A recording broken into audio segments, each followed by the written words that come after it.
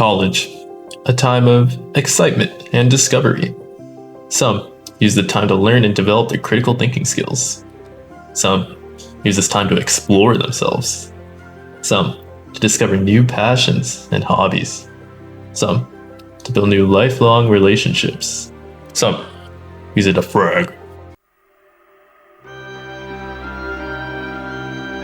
They're just going to go right in and try to trade off each other. Angel and Ponder get on the board. 4-4. Monchi finds another on Night Wolverine. And then ready targets put down. Monchi's still looking for some more contacts. And they go up towards Heaven. That's where Psycho's going to be. They might be able to get an edge here on Psycho, but instead Monchi going to delay their push and connect. They're going to find each other right there, and Monchi does get the upper hand. And then another one on Ataraxy for the 3K. Monchi.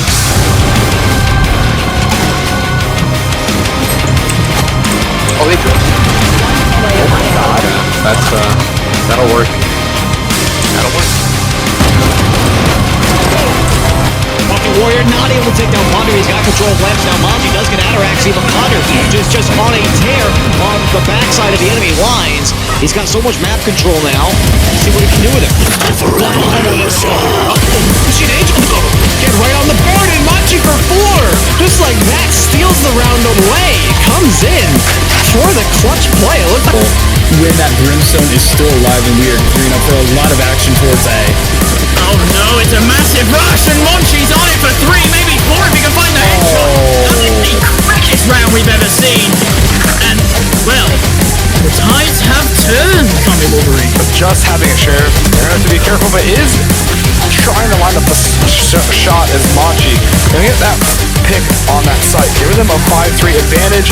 Make that 5-2 as Monchi gets a double kill and putting them in a triple kill for the round. Make that a 4. I don't know, because it didn't look like they peeked upwards. Monchi's gonna just take the widest peek I've ever seen. Holy moly.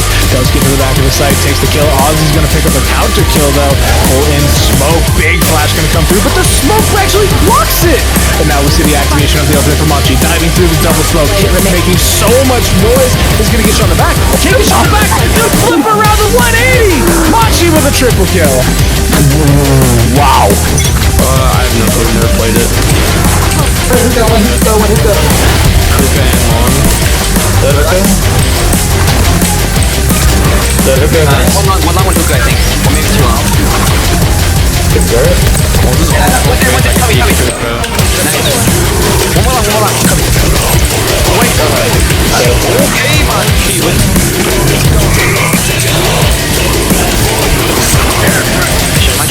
Monchi? On site. Oh, fuck it, Molly. No. That Viper's gonna be quick rotated. Yes. Okay, when you guys stick it. Yeah, it's off. I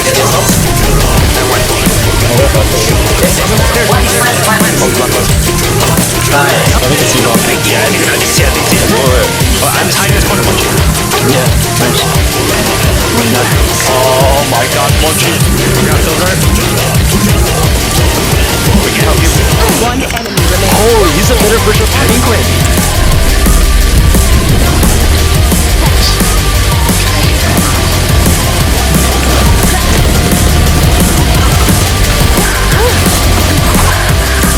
Spike planted. Blocking sight. I know exactly where you are. One enemy remaining. Oh, you're just insane.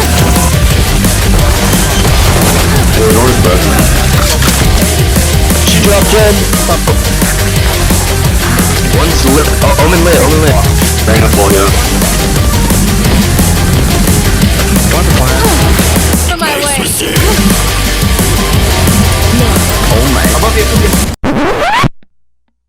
Before this video turns into a 10-minute montage, let me tell you guys what it's like to represent my Big Ten school in the Collegiate Valorant scene. Oh, hit him 108. Turtle.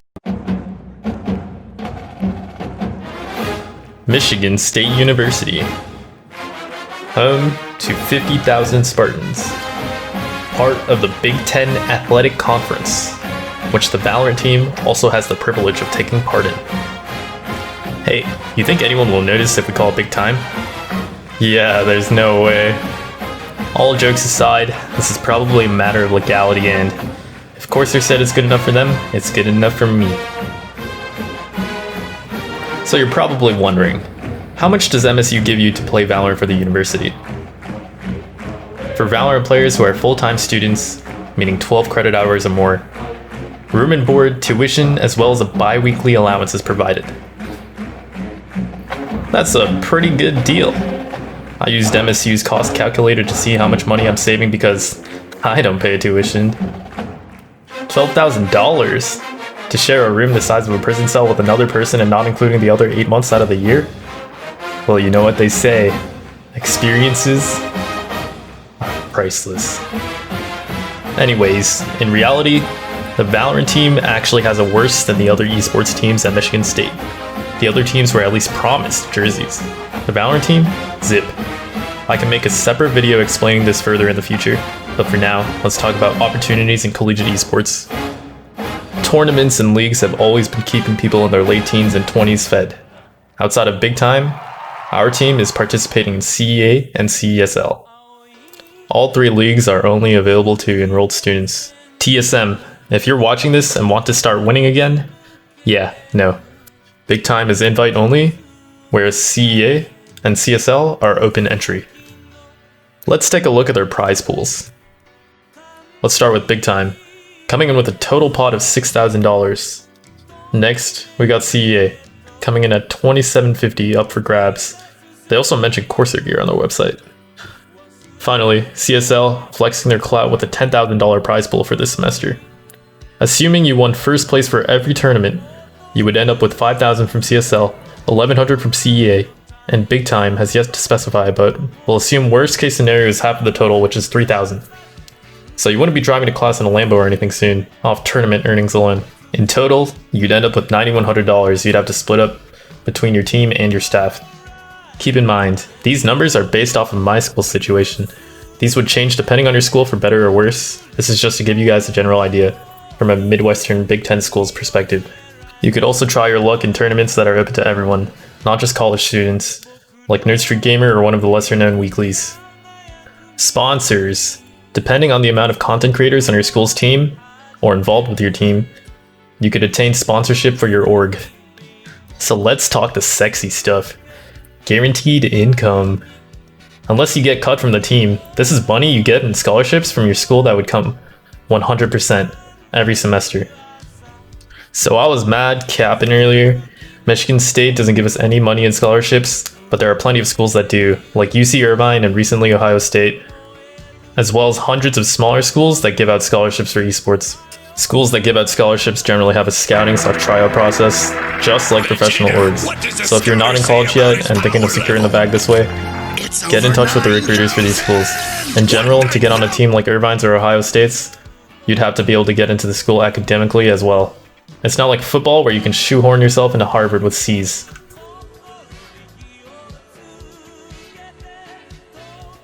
Some might say that Collegiate takes a backseat to the pro scene.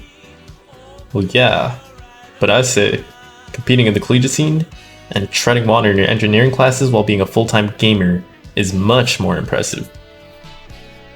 You may be wondering, how big is the collegiate scene? The scene is bigger than normal sports. I'll tell you why. Ease of access. I'll include a little example. This is Joe Suburbia. He was raised in a middle-class household with 2 parents, 1.5 siblings, and a white picket fence and dog. Joe Suburbia has something to prove, but he's not 6'5", daddy isn't Tom Izzo, and he isn't particularly fast physically or mentally. Joe Blow was raised on Call of Duty, Halo, nowadays Fortnite, on the rare occasion League of Legends, and has access to the internet. He then enrolls at Generic State University, studying finance. No, not finance, finance! And flexes his e-peen for all the e-girls that are actually catfishing e-boys to admire. Joe Blow could compete at a national level in esports at Generic State University in a way that he never could with foot basket baseball. The scene is so young that just being around a warm body will get you an in at your school's esports club. Seriously guys, if you have any reservations, Now is the time to get in before every single Karen puts little Timmy on the sticks like it's Rec and Ed soccer. You also have to consider little Timmy will struggle with you, but he will overcome you because he has things like ADHD coupled with legal meth and an unlimited amount of free time. It's really just a matter of time. As more established schools start to recognize the activity as more than just two dudes on a couch, more colleges from Berkeley to San Jose's School for Underwater Basket Weaving is getting in on the action. In 2018, before I was even a legal adult, I was flown out for 1 week by Harrisburg University to try out for their Overwatch team in person. Ended up on HBO's Vice, all expenses and tickets paid. While I was there, the college's president said he estimated 7 figures would be invested in the school's esports program over the next year. Schools are dumping an absolutely bonkers amount of money into esports programs. If esports were the one girl at EVO, colleges would be the sweaty, salivating Smash players at EVO. Lesser known schools are using it as an opportunity to attract new students to earn a degree at their totally not a scam for profit schools. And huge colleges have hordes of gamers ready to flex their e-peen. In esports, colleges that would have no business playing each other in a game like football would be playing each other. This is the beauty that is the internet. In Collegiate Valorant, there are some rosters that are stacked out the ass. Teams like SJSU have 7 fucking radiants that may as well drop out of college and go pro, but they want to show everyone that they can crush you in a video game and in real life.